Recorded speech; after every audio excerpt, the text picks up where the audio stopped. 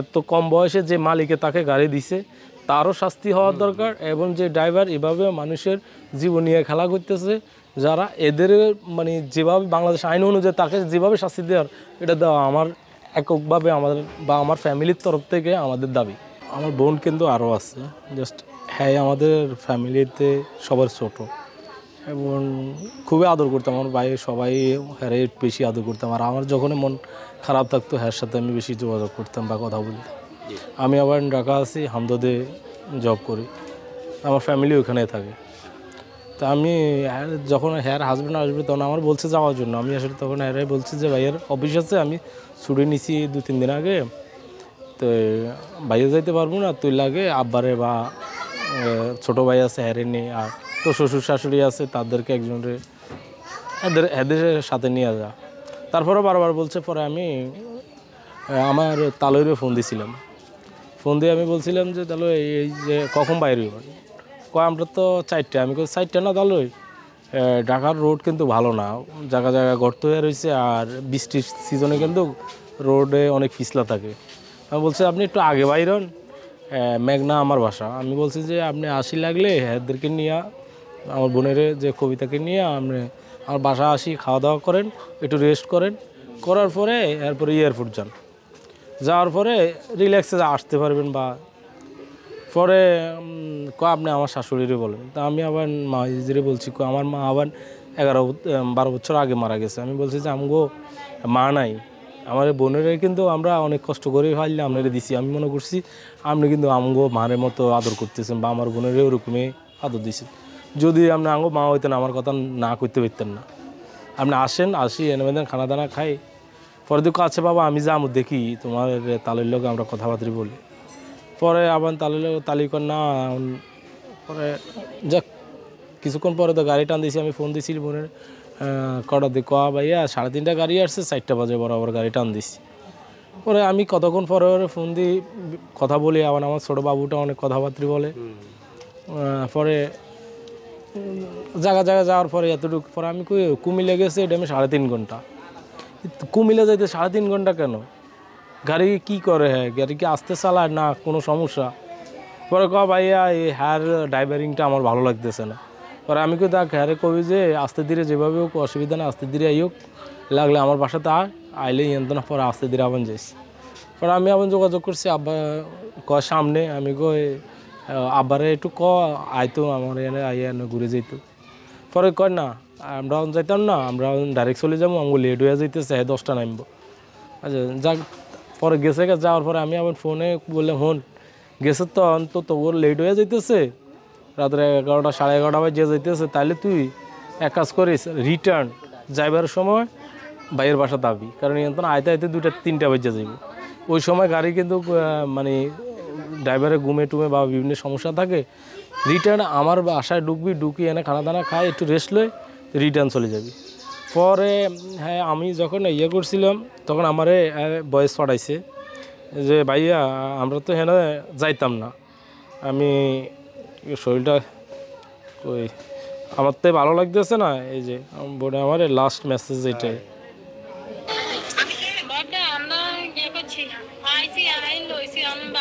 পরে আমার আসবে না। পরে আমি যখন আমার এটা বল, পরে আমি আচ্ছা ঠিক আছে। পরে আমি আবার ফোন দিছি, আমার বাবুটাও ফোন দিছে, আমার বাবুটা অনেক দুষ্টামি করছে, হ্যার লগে বেশিরভাগ দুষ্টামি করে, যে এরকম অনেক দুষ্টামি করে, হ্যাঁ করে রেকর্ডিং পাড়া বা হ্যাঁ বেশিরভাগই আমার এই বোনের সাথে আমি বেশি দুষ্টামি করতাম, কথাবার্তা বলতাম আর কি। পরে আমি আবার ফোন দিছি আর ভাইয়া আমরা চলে যেতেছি, আমরা আল্লাহর উপরে ভরসা, আঙুলা দোয়া করি। আমি আচ্ছা ঠিক আছে। তা আমার আবার ভোর 6টায় ডিউটি অফিস, আমি 5:30টার দিকে ঘুম থেকে উঠে আমি অফিসে চলে গেছি। যাওয়ার পরে আমাদের অফিসে একটা সাবি সিরাপ যেটা আর কি, ওটার কেমিক্যাল মানে বা ওইটা হাফস আর কি, ওইগুলো আমি যখন মানে করতেছি, লাড়াছাড়া করতেছি, ওই একটা মানে আসতে হয় আমার ঠাস করে আমার গাড়ির মধ্যে পড়ছে। আর আমি এখন এই জায়গায় লুটতে পারি না, আমি তখন জুইকা যে আমি চেয়ারে যাইয়া বইয়া গেছি, চেয়ারে যাই বই কি আমার কী সমস্যা হয়েছে বা আমার ফ্যামিলি কার সমস্যা হয়েছে, এটা আমি হইলো 6:58। ওই সময় কিন্তু আমার বোন পড়ে, ঠিক আছে। পরে আমি ওই চেয়ারে বসা অবস্থায় আমার ফোন গেছে যে আব্বারও পাওয়া যাইতেছে না, ছোটো ভাইরও পাওয়া যাইতেছে না, বোনেরা। আমি অফিস থেকে আর বাসা যাইনি, অফিস থেকে আমি এদিকে রওনা দিছি আর আমার ফ্যামিলি পরে গাড়িতে উঠছে আর কি। এখন আমাদের এর আসি বা আমার ছোটো ভাই থেকে আব্বার থেকে যতটুকু জানছি বা আমার একটা কেন জানি মনে হইতেছে ড্রাইভারটা যে আপনার ওই যে ফেনীতে যাত্রী নামাইছে ওইখান থেকে 10 মিনিটের জন্য সে আউট হয়ে গেছে, কোথায় জানি গেছে এই ফাঁকে। ওই 10 মিনিটের ভিতরে হ্যাঁ আউট হয়ে সেখান থেকে আসি এদেরকে বলে উঠ তাড়াতাড়ি গাড়ি চালা। আমার মনে হচ্ছে এই বাজে কোনো নেশা বা ওই জন্য হ্যাঁ সেদিকে গেছে যাই আবার গাড়ি টান দিস।